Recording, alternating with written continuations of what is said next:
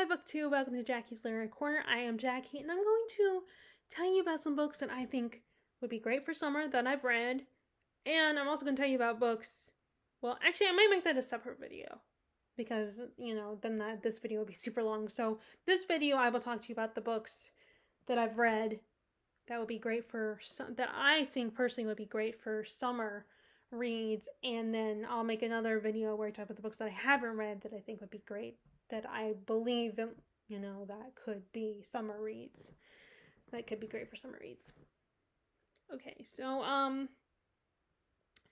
my criteria for summer reads is usually like, the hotter temp books that have like a hotter temperatures type setting, or a water setting, or books that like I think have a little bit more of a faster pace.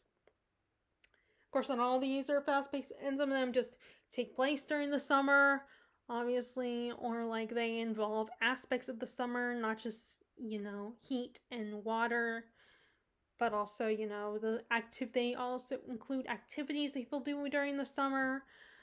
And I think that's all of them. I think that's all the books. That's all my criteria. Okay, so first is a classic. That is The Great Gatsby by F. Scott Fitzgerald. And I chose this book because I think it does take place in the summertime in New York, on one of the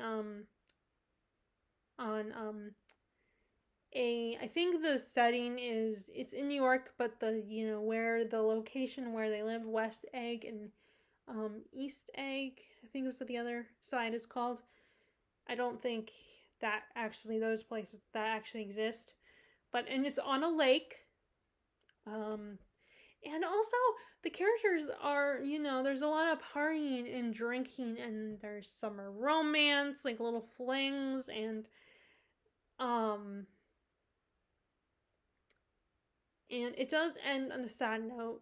This book is kind of sad, but still it has this summer feel to it with the setting, and not just that it takes place during the summer, but just the feelings, the vibes feel very summery. And like I said, there's people having parties and drinking, and there's a big giant pool in the person's mansion. It just screams, for me, it screams like a summer read. And then we have The Odyssey by Homer. This is an adventure story. This is the sequel to the Iliad, which I have not read, but I don't have that one on my list of summer reads for the unread books. But I do feel like The Odyssey is a great summer read. It's an adventure story. That's another criteria, is adventure stories for summer reads. It's an adventure. It takes place on the sea most of the time. And although the characters there are scenes on islands and stuff. And just the fact that it's an adventure story and takes place on the ocean. That feels like a summer read to me. Next, we have another classic. Well, that Odyssey obviously was a classic too. This is my third classic. The Count of Monte Cristo. Again, a bit of an adventure story. Not completely of an adventure story. Like there's, but again, it takes place in France, but like on one of the, I want to say it's like on an island, like near the coast of France, or on the coast, I think.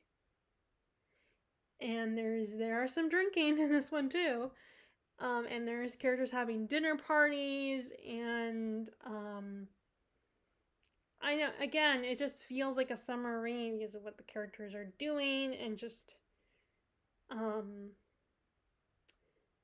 of, and it's and it's also very slow moving, and I don't know what else, like it's hard for me, like I said. I mean, I have a criteria, but sometimes it's hard to explain to me. For some of these, it's hard to explain. But yes, The Count of Monte Cristo. I think that's a great summer read. Now this next one is a book that I feel like could be both. Let me put these on the ground. Okay, I keep them there.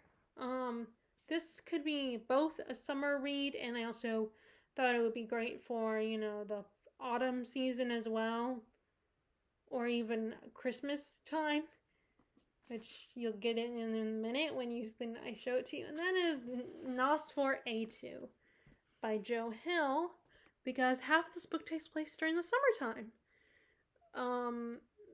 So there's a lot of descriptions of summer heat, but I also say Christmas because the bad guy is a thing for Christmas. It kind of uses Christmas as a weapon in the story, so also it's a great Christmas wintry read as well because of that. But yeah, because half the story also takes place during the summertime, I think you could also read during the summer. And then we have, for some reason I feel like sci-fi feels like a summer read to me, the sci-fi genre. So we have The Lunar Chronicles by Marissa Meyer. This is, like I said, sci-fi just screams summer to me. I don't know why. I guess because it's kind of an adventure story, and it is fairy tale retelling, so, but this doesn't feel like the fairy tales you would read in the autumn, or, you know, I feel like it's more, like I said, more summery, because, like I said, for some reason, I feel like sci-fi feels like a summer read to me. I can't explain why. I've been leaning towards more, and maybe, actually, you know, another part of my criteria for summer reads is blockbusters. Now, not every book that's been, like, a blockbuster is necessarily a summery read to me, but a lot of blockbusters, I feel, are very summer reads, because they come out when blockbuster movies that become blockbusters come out, it's during the summer, because that's when you're more prone to go to the movies. And, so yeah, that's probably, so that's kind of the other reason, is this feels like a blockbuster series, because, you know, it's an adventure story, it's based on stories you're familiar with, and it's fun, it's a fun take on them, and, you know, I guess that's it. Sci-fi just feels like summer reads to me. Next is a classic, another classic, and that's Treasure Island by Robert Louis Stevens. Seafaring adventure, pirates. To me, again, another summer read, which actually I'm watching Black Sails as we speak, which has characters from Treasure Island in it. So it's kind of a prequel to Treasure Island, although I don't know if it was entirely meant as that, but because they're including Treasure Island characters like Long John Silver and Captain Flint. And Billy Bones is another one in that show. So I'm looking at it as a prequel to Treasure Island. But yeah, the fact that it's a seafaring adventure, they're trying to find treasure, you know, it's just, again, summer. Next is, so I read the second book in the series last year during the summertime, so I feel like this is like a summery read, and that is The Poppy War by R. Kwong, the trilogy, The Poppy War. I have to read the book 3. Read that this year and finish it up. But again, adventure story. And like I said, for some reason, because, you know, the second one kind of took place at the, you know, for some reason I kept thinking it was on the ocean, on the water. A lot of times, like, the characters were on water, and one of the characters has a connection to a water spirit or something. That one felt very summery to me. So I'm gonna say The Poppy War as a trilogy is a summer read. It's just adventure, although it does have a dark academia feel to it as well, because the characters, at least in the first book, our main character Rin goes to a military training school, But just, it, like, again, summer vibes for me. Okay, and then we have Dune, the Dune series that I'm still working my way through. Dune, I'm gonna read Children of the Dune next. It takes place on a desert planet. So again, like I said, one of my criteria is heat. Stories that do with the heat and stuff feel very summery to me, you know, because how hot it is, at least on our part of the world, how hot it is during the summertime. And it's a sci-fi, so like I said, for some reason I feel like sci-fi books are very summery to me. So that's Dune. And then we have, now this one is a retelling of a classic. It's a sci-fi version of it, and it's one that, so the classic, it's retelling. I would picture more as an autumnal read, or a winter read. Although I read it spring the last time I read it. But that is Jenna Starborn. It is by Sharon Shin. This is based on Jane Eyre by Charlotte Bronte. This is a sci-fi retelling. In fact, when I read it, I kept thinking of Treasure Planet, which is a retelling of Treasure Island, and kind of is the same kind of retelling as this one, where it's a sci-fi retelling. So when I was reading this, I kept thinking of that one. And I just remember loving this book. I barely remember, like I couldn't tell you everything about it, but like I said, it is a retelling of Jane Eyre, so you probably can figure out what goes on in the plot. You can get an idea. But yeah, again, sci-fi. So sci-fi to me is a summer genre. So we have that, and I'm gonna start putting these on the floor. Okay, the next is a nonfiction. We Don't Need Roads, making a Back to the Future trilogy by Cassim Gaines, and this is how, as the title implies, it is a book about how they made the Back to the Future franchise. Like I said, that's a sci-fi, blockbuster. So I feel like this would be a great summer read. It's also not that long. Like some of the other summer reads, it's also their length helps too. Like you probably want to read books during the summer that it won't take as long, unless you are in the mood to read something that's longer, like Dune or The Count of Monte Cristo. But I do get that some people want to read short books that won't take as much concentration and aren't as long, because there's a lot more distractions, I think, during the summertime. Like you're always with your friends and during the summertime, and then when you go to the pool or the beach, there's the noise of other people all around you. So, and the bugs, like the mosquitoes and the flies, which is really annoying because my skin is so sensitive. But anyway, so this is about the making of that franchise. So I think it'd be great summary, and then once you're done, watch the movie. Okay. Next, we have this. This is the only one where I have all the books in the series to show you, but I haven't finished all of them yet.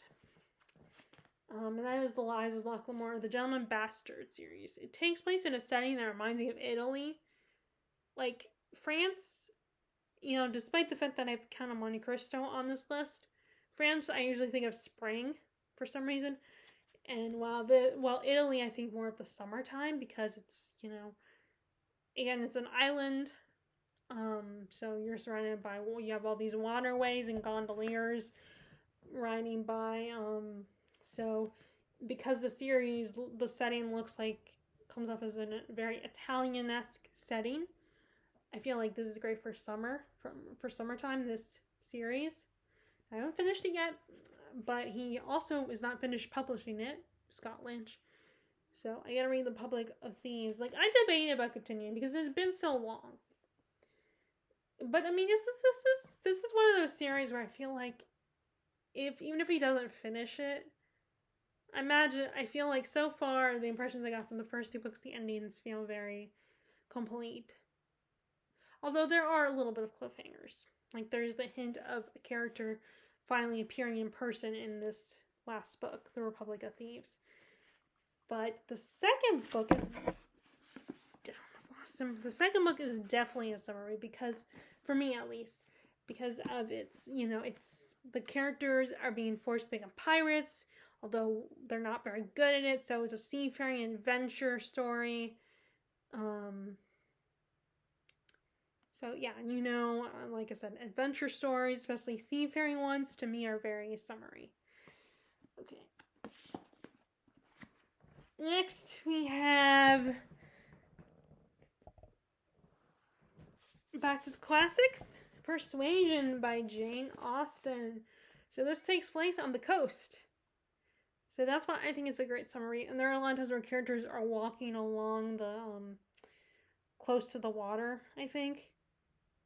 Or at least that's what I picture when I read it. When characters are taking a walk, they're maybe on one of those cliff sides where the beach is down below if you fall. But, it just, like I said, it takes place mostly in Bath, which is on the coast, I believe, of England. So yeah, that's why I think this is a summer read. And also I read it last summer, for Jane Austen, July. Okay, so, I got two more to show you, but one of them I'm not entirely sure. I mean, it's one of those ones where I have read it, so I could show you, but I don't remember what happens, and I am due for a reread. Because I'm trying to reread the author's, all of her books. But, we have It by Stephen King. And first of all, this is basically the setting is in the summertime in a small town. Like I said, the setting itself feels, the setting is summer. So to me, and the characters go to the movies at one point. They just get out of school in the beginning of the book. So yeah, the fact that it takes place during the summertime is, the summer read. But I do think you can potentially read this during the, the autumn time. But I think it'd be even more fun to read it during the same time that where the story takes place. As well. Now, the last one here is a book that I'm not sure, but going by the title, it feels like it should be a summer read. And that's The Lake House by Kate Morden. But I need to reread this so I can remember some. But I'm assuming that, half the plot takes place at a lake house. Where characters are summering for a period of time, and something happens. Yeah, it takes place in the summer. Yep, it's in the summer. At Cornwall. And it takes place in the 30s, and the characters are having a party, and